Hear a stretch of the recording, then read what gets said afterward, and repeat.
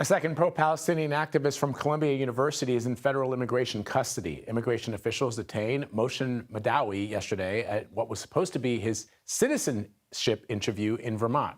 In a TV exclusive, CBS News correspondent Lilia Luciano actually spoke with Mahdawi the night before it happened. She asked him what he wanted people to hear in the event that he was detained. Listen to this.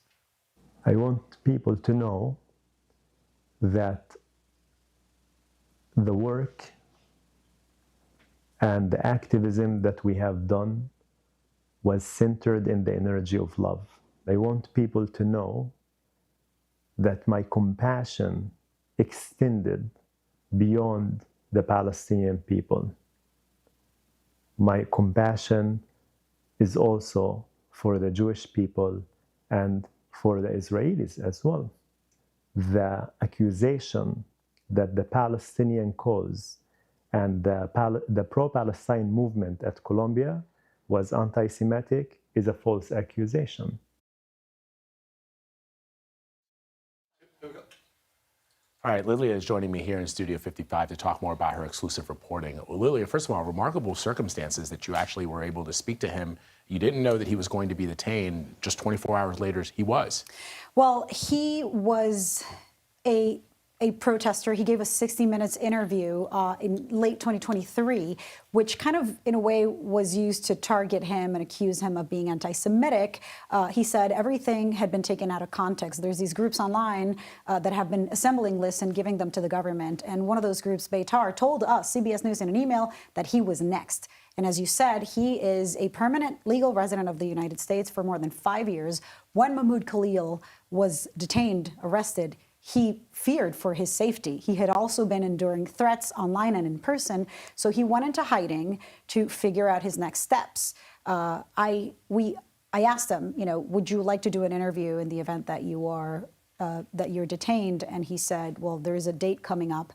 Let's talk this day. And we showed up, and sure enough, at this, what he thought was, or what he was told would be taking the test to become a citizen, group of ICE agents showed up. And so that test was entrapment. It wasn't a real test. I'm not an attorney, but he went into the building for the interview. The interview started. The attorneys told us, okay, the interview has begun.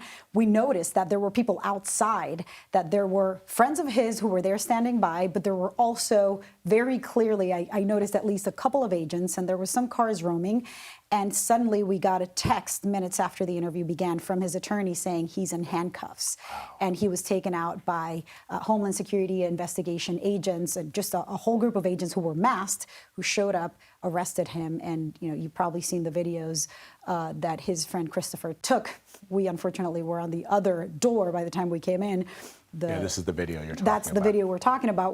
By the time I showed up, and you'll see videos of me driving in, we saw this, all of these cars. There were multiple trucks taking him away. His attorney told us that they were told by the federal agents very little, but that he would be charged with the same provision as Mahmoud Khalil. So this 18th century law that is being used to detain these individuals. Basically, the requirement is that the Secretary of State himself has to declare you, without us, at least in the Khalil case for sure, seeing any evidence of crimes, of hate speech, of anything of that nature. It just says that if the Secretary of State himself declares you to be not aligned with the foreign policy of the United States, you could lose, your green card, but these are both, or rather your visa, these are both U.S. citizens, so they could order him to be deported. Yeah, this is some incredible reporting, as always. I'm going to tell you something quick that I just remembered. Yeah. By the way, there was an order, a temporary protective order, restraining order, that his attorney submitted so that he wouldn't be moved out of Vermont, where we were. When I got in the plane to come to New York, to JFK, they said his name. The flight attendants did. So there may have very likely been an intent to take him out of the state of Vermont. His attorneys were not aware. I asked them, hey, why are my flight attendants saying his name, as asking whether this person is in the flight? That's remarkable. Yeah.